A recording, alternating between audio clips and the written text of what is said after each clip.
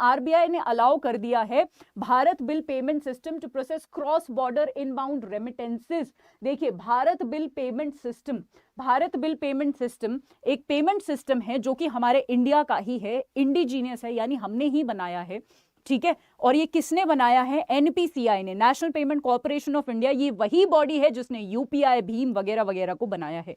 उसने जो है ये एक और पेमेंट सिस्टम बनाया है, इतना हमें पता चल गया। अब न्यूज क्या है? न्यूज ये है कि अब जो लोग एनआरआईज जो लोग हैं, ठीक है, जो बाहर रह रहे हैं या फिर जो बाहर रह के, आपको पता है कुछ लोग जो बाहर काम करते हैं वो अपने घर तनख्वाह भेजते हैं, ठीक है, उसको हम रेमिटेंसेस बोलते हैं। तो वो जो है अब इस सिस्टम का यूज कर सकेंगे रेमिटेंसेस वगैरह के लिए, ठीक है। तो ये बहुत बड़ी अचीवमेंट भी बोल सकते हैं, इसको एक इंटरनेशनल रिकॉग्निशन भी मिलेगा, ठीक है। आपको पता है जैसे हमारे यूपीआई को भी बहुत इंटरनेशनल रिकॉग्निशन मिल रहा है, सिर्फ इंडिया में ही अलाउड नहीं है, यूपीआई बहुत सारे देशों में अलाउड है, मैंने आपको बताया भी था कौन कौन सी कंट्रीज में अलाउड है।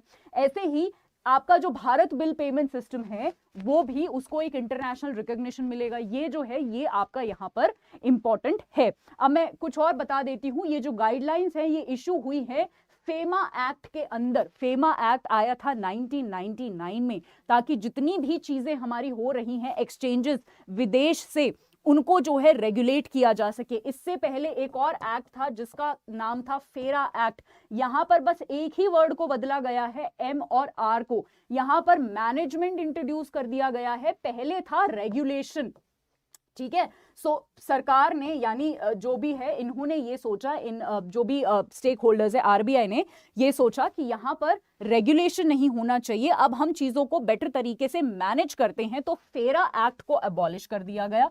फेरा एक्ट अब नहीं है, अब हमारे पास सिर्फ फेमा एक्ट है। जब भी हमारी विदेश के साथ जो भी किसी भी तरीके की एक्सचेंज की बात होती है तो इस एक्ट के अंदर सारी चीजें आती हैं, राइट। सो ये आपको पता होना चाहिए। यही था आज का न्यूज। आगे बढ़ते हैं।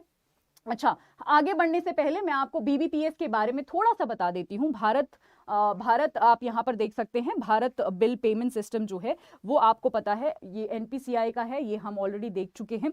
आपने कभी ये देखा है कि अगर आप पेटीएम खोलते हैं तो उस पर बहुत सारे ऑप्शंस आते हैं, बहुत सारे बिल भरने के ऑप्शंस आते हैं कि आप बिजली का बिल भी भर सकते हो, आप वहां से पानी का बिल भर सकते हो, गैस सप्लाई का बिल भर सकते हो, ठीक है, बहुत सारे अलग अलग पानी का, ये सारे बिल हो गए, ये सारे बिल जो है भर सकते हो। ये सब चीज किस चीज के थ्रू पॉसिबल होती है? ये सारी चीज जो है बीबीपीएस यानी भारत बिल पेमेंट सिस्टम के थ्रू जो है वो पॉसिबल होती है। आई होप अब इसका जो है मतलब आपको समझ में आ गया होगा। वेरी गुड दीपांशु जी, बिल्कुल, रेगुलेशन टू मैनेजमेंट। वैसे शब्द भी ये सुनने में अच्छा लगता है ना। अगर मैं आपको बोलूं मैं आपको रेगुलेट करूंगी तो आपको थोड़ा सा नेगेटिव लगेगा। अगर मैं आपको बोल दूं कि हम अपनी स्टडीज जो है या मैं आपके साथ जो है मैनेज करूंगी अब, तो वो थोड़ा सा अच्छा भी लगता है सुनने में, है ना। तो शायद इसीलिए भी ये नाम चेंज करा गया है।